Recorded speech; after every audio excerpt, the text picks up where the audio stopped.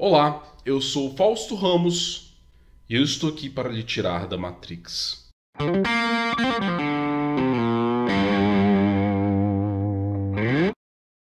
Para quem está conhecendo o meu canal agora, este é o Caosofia, o espaço onde eu falo a respeito de filosofia, magia e ocultismo, sempre com senso crítico e com o máximo de profundidade que eu consigo trazer numa mídia como o YouTube. Hoje eu vim falar de um filme que eu amo de coração, que é a trilogia Matrix. Foi um dos filmes que eu assisti quando eu tinha, 10, 9 anos de idade, e eu ficava tentando reproduzir as cenas do filme e até mesmo tentava treinar para conseguir fazer aquele movimento que a Trinity faz de andar na parede. Recentemente foi lançado um trailer de uma continuação da trilogia, uma continuação da série Matrix. O primeiro filme foi lançado em abril de 1999, dirigido pela Lily e Lana Wachowski, as duas irmãs.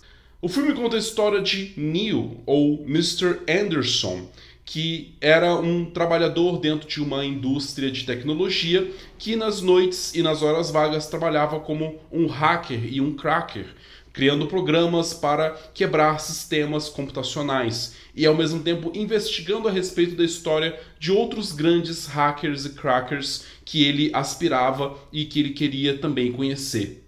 Ao longo da sua jornada, Neo descobre que ele vivia numa realidade ilusória, uma ilusão que lhe era incutida por meio de máquinas que criaram uma enorme...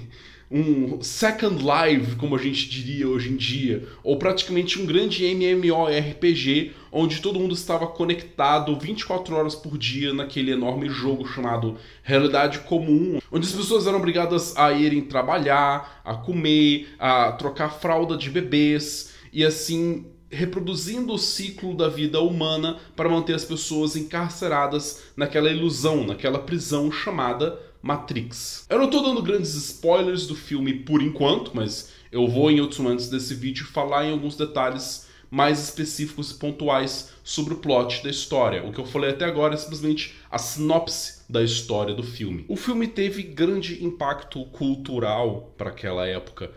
Era um filme que avançava em certas técnicas de filmagem que se tornaram muito recorrentes em filmes de ação, tal qual o chamado bullet time, que é o momento em que eles param ou congelam uma cena e a câmera dá uma espécie de giro 360 em torno da câmera, principalmente durante o momento onde alguém está disparando uma arma e você vê a bala trafegando em câmera lenta pelo espaço, até mesmo criando aquelas ondas onde ela quebra a barreira do som. Isso se tornou uma técnica recorrente para filmagens de cenas de ação utilizadas extensivamente ao longo da década dos anos 2000. E apesar da temática cyberpunk e da ideia de pessoas dentro de uma realidade virtual, este não foi o único filme para aquela época abordando esse tema, a circunstância de alguém estar com a sua mente diretamente conectada com o mundo fictício e real, uma simulação capaz de reproduzir o nosso mundo cotidiano e comum com a mesma verossimilhança. Um outro filme lançado também em abril de 1999, por coincidência, foi Existence, do diretor David Cronenberg, que fala a respeito de pessoas que utilizavam de uma espécie de console, um hardware, que era ao mesmo tempo eletrônico e biotecnológico. E elas conectavam esse console por um buraco na sua espinha dorsal, na sua coluna, onde elas dormiam e então elas sonhavam que estavam dentro do jogo, na realidade criada por aquele console ali, aquela coisa meio gosmenta.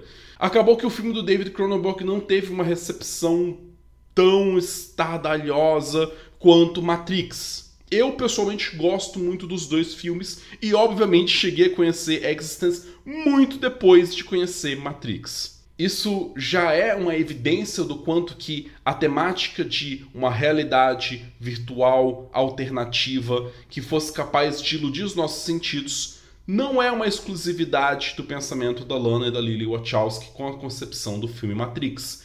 É muito mais um resultado de vários debates relacionados com a cibernética que já estavam ocorrendo desde desde a década de 40, 50 e 60, com o surgimento da computação mais avançada, com o surgimento da robótica e as várias projeções que as pessoas faziam para o futuro sobre as consequências dessas tecnologias e o desenvolvimento dessas tecnologias.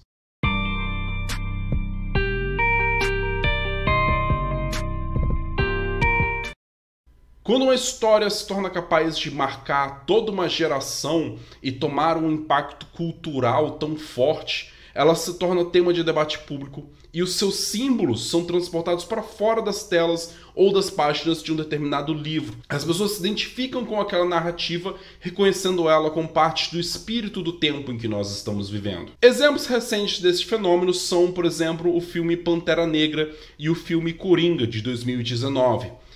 Vários dos símbolos, imagens e personagens desses filmes foram trazidos para o nosso contexto cultural e social. Os gestos, a máscara, os motes de Pantera Negra, como Wakanda Forever, foram incorporados nos movimentos negros ao redor de todo o globo.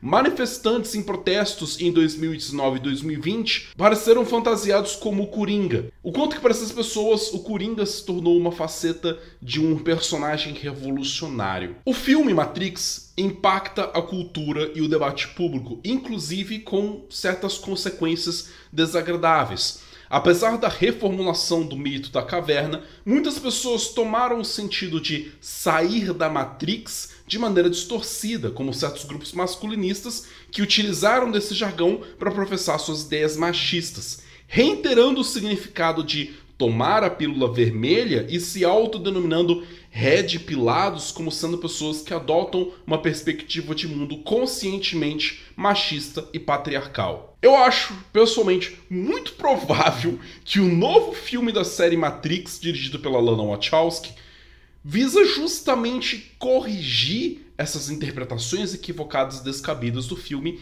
e dar também uma nova atualização para a própria história e para a própria metáfora do Matrix.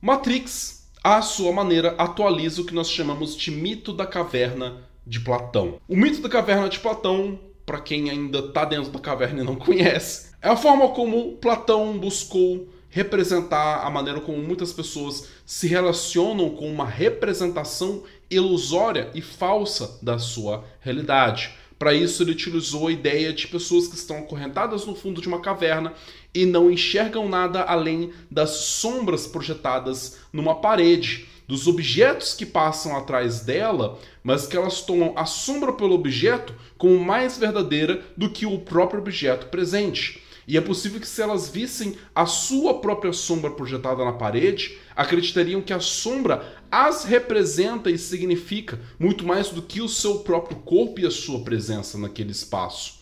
E assim, sair da caverna significa, aos poucos, utilizar os seus olhos para tomar a consciência do quanto que as sombras não passam de uma projeção, ao invés de serem a realidade plena e absoluta e concreta. Talvez a pessoa precisaria primeiro observar alguma outra poça de água que estivesse no fundo da caverna, reconhecendo algum objeto como reflexo que estivesse numa poça de água. E depois, aos poucos, ela vai fazendo a jornada de sair daquele lugar onde ela está acorrentada e fazer pequenas incursões em certas regiões mais iluminadas da caverna, observando os objetos, ainda que na penumbra, até elas serem capazes de confrontar e perceberem um objeto de maneira direta, vendo os objetos que antes eram projetados na parede do fundo da caverna, até o momento em que ela pudesse sair completamente da caverna de noite, para não arder e não machucar muito os seus olhos, observar o mundo fora da caverna, ainda na luz mais atenuada da lua, até o dia que fosse capaz de sair da caverna com a luz resplandecente do sol que ilumina a tudo com o seu conhecimento. O mito da caverna de Platão é um mito sobre libertação da sua maneira de enxergar e perceber o mundo por meio da aquisição de conhecimento. Quanto mais nós temos conhecimento sobre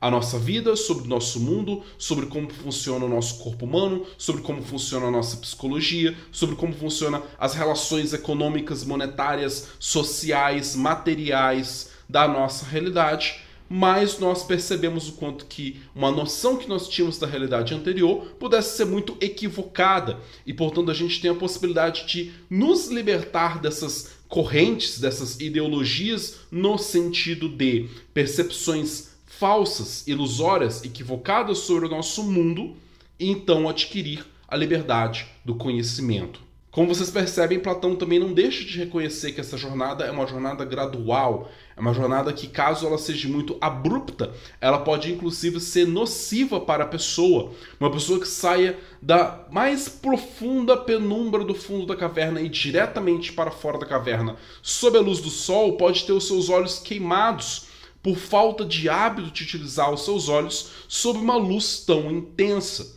E, portanto, ele reconhece inclusive a dor que incute numa pessoa na gradual aquisição desse conhecimento, apesar desse conhecimento, no fim das contas, a libertar. Toda essa analogia de saída de um mundo de ilusões e de sombras e de simulacros é atualizado por meio da história de Matrix. É o que eu chamaria de uma atualização de um mito, principalmente a partir de uma analogia que é mais recente, mais moderna e atualizada com as nossas tecnologias. Realmente, a ideia de nós simularmos o mundo por meio de uma criação virtual e então inserirmos a nossa mente nessa criação virtual serve como uma analogia muito mais potente para as pessoas do mundo contemporâneo do que na época de Platão, em que ele utilizava ali dos recursos, das ideias que estavam presentes na cultura dele. O que pra gente faz muito sentido com uma simulação virtual, para Platão fazia sentido com uma caverna com sombras e depois a saída da caverna e o encontro com o sol.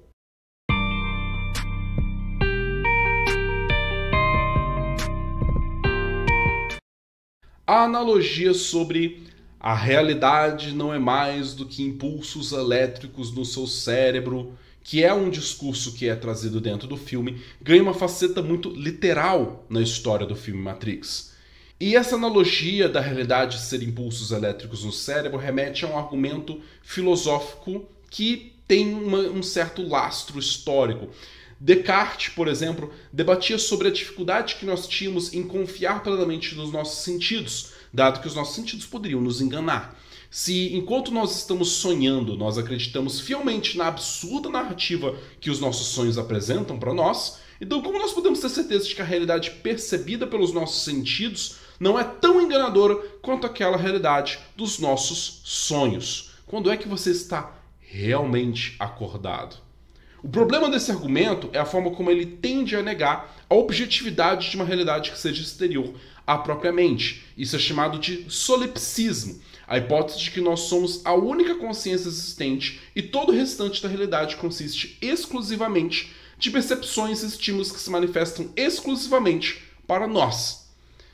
Como parte desses exercícios filosóficos, alguém poderia pedir para que você imaginasse um cérebro imerso em um líquido que conserva e nutre esse cérebro, enquanto vários eletrodos são conectados ao cérebro, estimulando esse cérebro de uma forma que ele tenha a experiência de ter um corpo, de caminhar, de morar numa casa, de trabalhar, de pagar boleto e de ter frustrações amorosas.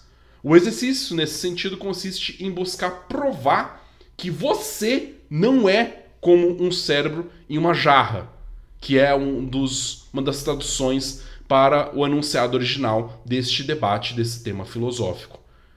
Em um ângulo diferente, Matrix reproduz essa suposição solipsista, porém ela parte de um ponto de vista de uma coletânea de indivíduos que são conectados em uma realidade fictícia, ilusória, como não sendo apenas um cérebro numa jarra, mas 1 trilhão, 1 bilhão de cérebros em uma jarra.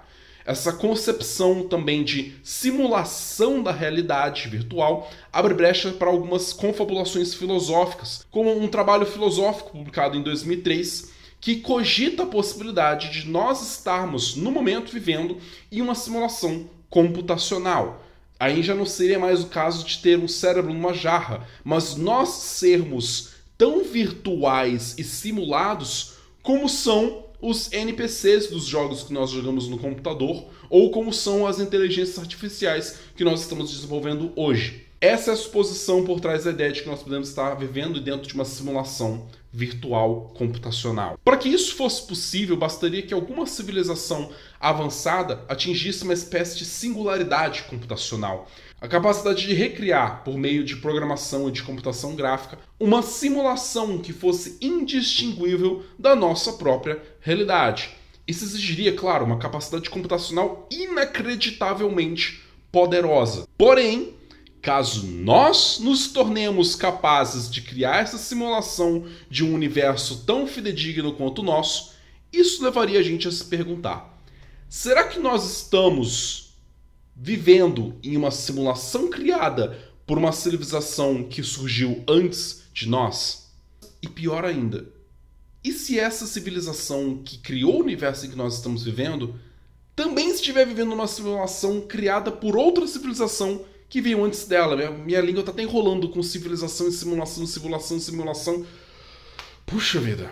A depender da nossa probabilidade de sermos capazes de criar uma simulação virtual fidedigna, a gente precisa levar em conta que talvez a maior parte das espécies inteligentes vivem em simulações criadas por outras civilizações, como um enorme fractal. Alguém cria uma simulação de um universo, aí dentro desse universo surge uma civilização que cria a simulação de outro universo, e depois nesse universo vem outra civilização que cria uma simulação de um outro universo, e fica tipo um universo dentro de universo, dentro de universo, dentro de universo. É o universoception das civilizações simuladas. Eu sei que isso parece um episódio de Rick and Morty, mas eu lhe garanto que os criadores de Rick and Morty têm conhecimento a respeito dessa suposição filosófica.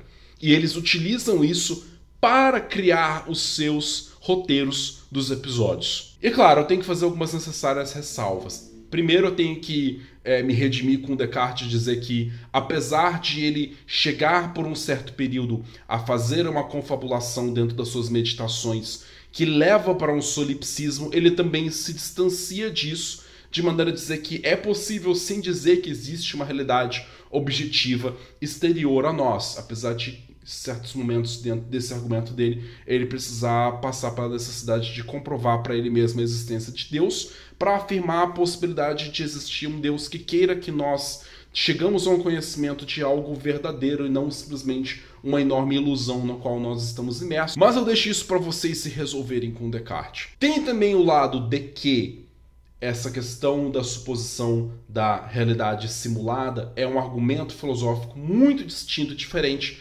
daquele que eu trouxe anteriormente, da suposição do cérebro dentro de uma jarra. Isso acontece porque a suposição do cérebro dentro de uma jarra, ela parte de lugar nenhum, apenas pelo exercício filosófico de fazer você comprovar que a realidade exterior existe ou não. Porém, o enunciado filosófico sobre a teoria da possibilidade de nós vivermos uma simulação virtual não parte desse mesmo princípio de uma mera suposição imaginativa, mas parte daquilo que nós podemos observar na nossa realidade concreta, atual. Nós supomos o mundo que nós vivemos como verdadeiro, a despeito de ele ser ou não simulado ou ser concreto por conta própria. A ideia é pensar que, caso nós, enquanto humanos, fôssemos capazes de criar uma simulação virtual tão fidedigna quanto a nossa, isso levanta a possibilidade de outra civilização já ter criado uma simulação como essa e nós estarmos vivendo dentro dela. Outros argumentos que corroboram para essa suposição filosófica é o próprio fato de os cientistas e físicos, principalmente, observarem certas limitações sobre as variáveis que controlam o funcionamento do nosso mundo, do nosso universo. O limite da velocidade que é possível de ser atingida para qualquer objeto em movimento, que é a velocidade da luz. Ou então, o limite da menor unidade de quantidade de energia possível que pode ser transmitida, que é o quantum. Esses limites matemáticos do nosso universo podem estar relacionados com um limite na capacidade de processamento do super imenso computador que estivesse rodando a simulação da nossa realidade. E essa é, claro, uma suposição. Se algum dia alguém conseguir romper com alguns desses limites matemáticos que governam o nosso universo, vai que a pessoa dá um glitch muito bizarro aí e começa a dar erro no processamento da nossa simulação, o nosso universo começa a se deteriorar. Inclusive, existem algumas circunstâncias que trazem a ideia de que esses rompimentos de limites são possíveis,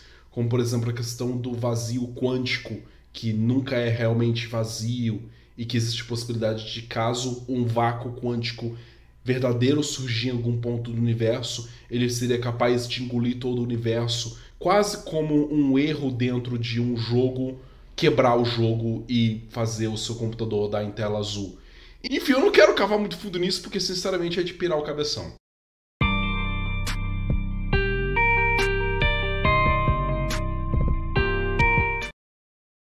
Uma outra forma de interpretarmos a metáfora de Matrix diz respeito à forma como o filme introduz a ideia de que, caso a nossa realidade seja completamente mental, mudando a forma como nós entendemos e nos relacionamos com o mundo, nós mudamos a nossa interação com a realidade. E esse é o ponto do vídeo que eu tenho que dizer que eu vou dar alguns spoilers, portanto, se você ainda não assistiu Matrix, tenha cuidado. Pois as ideias são apresentadas numa cena muito empolgante de luta, onde Morpheus tenta conduzir o Neo a desafiar as regras que a sua própria mente cria e aceita. As regras sobre o funcionamento do mundo, como parecem existir na sua mente, definem os limites daquilo que você considera possível ou não de ser realizado. São o que nós chamamos de crenças nucleares, as crenças fundamentais que ancoram o nosso entendimento da realidade. Isso passa tanto por crenças no sentido metafísico, quanto crenças no sentido de aquilo que rege a nossa realidade social, pessoal e individual.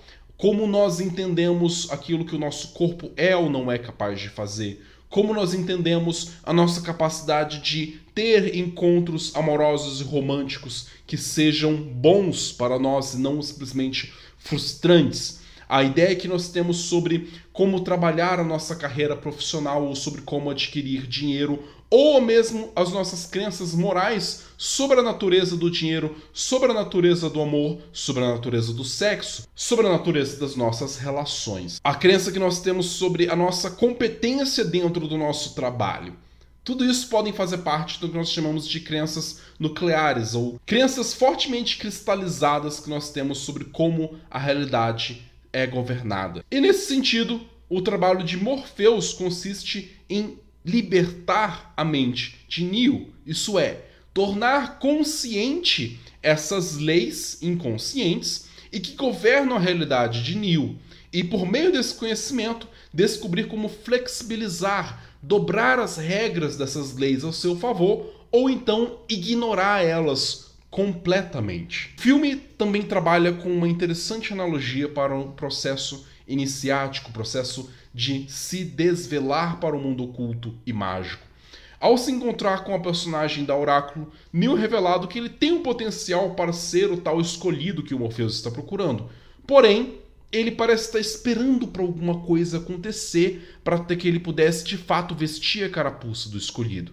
Ela entrega para ele então um dilema muito complicado para solucionar. Ela revela que em um determinado momento ele teria que escolher entre a vida dele mesmo e a vida de Morpheus. A profecia se concretiza, e ao encarar esse dilema, aparentemente binário, Neo decide apostar suas fichas em uma alternativa diferente, na possibilidade de salvar ambas as vidas, ele e Morpheus. Ao rejeitar o pretenso destino e resgatar Morpheus da morte, ele ganha consciência sobre o quanto que é ele que governa a sua vida, e não leis absolutas que foram impostas sobre ele, e muito menos destino. A verdadeira mensagem da Oráculo é finalmente assimilada pelo Neo. Ele não era o escolhido ainda pelo simples fato de que ele precisava se escolher e acreditar no seu próprio potencial enquanto escolhido. O processo de iniciação ocorre por um percurso parecido. Quantas pessoas procuram por algum mestre, algum guru, na expectativa de que alguém bata no seu ombrinho e afirme que, nossa, você tem um potencial tão prodigioso, e assim a pessoa revela a senda especial que você está destinado ou destinada a trilhar. A má interpretação que as pessoas fazem de narrativas fantásticas, onde um herói ou uma heroína é uma pessoa especial, escolhida pelos astros, ou dotada de um talento inigualável desde que era uma criancinha. Isso incute nas pessoas a ideia de que despertar para poderes mágicos precisa seguir necessariamente um curso igualmente fantasioso e desconectado com a nossa realidade. No fim das contas, a gente não pode contar com ninguém apontando para nós a direção a ser seguido, e muito menos alguém dizendo que nós somos alecrins dourados especiais destinados para grandes realizações. Nós precisamos escolher a nós mesmos e nos tornarmos cada vez mais, à nossa própria maneira, escolhidos para a senda oculta.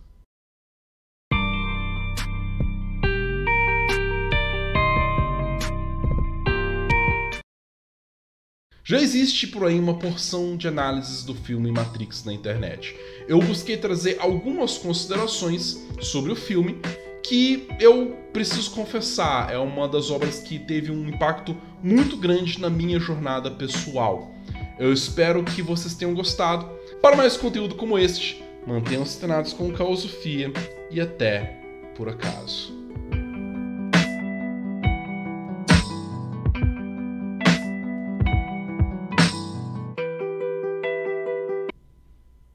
Eu espero que vocês entendam por que eu usei esse óculos escuro durante esse vídeo.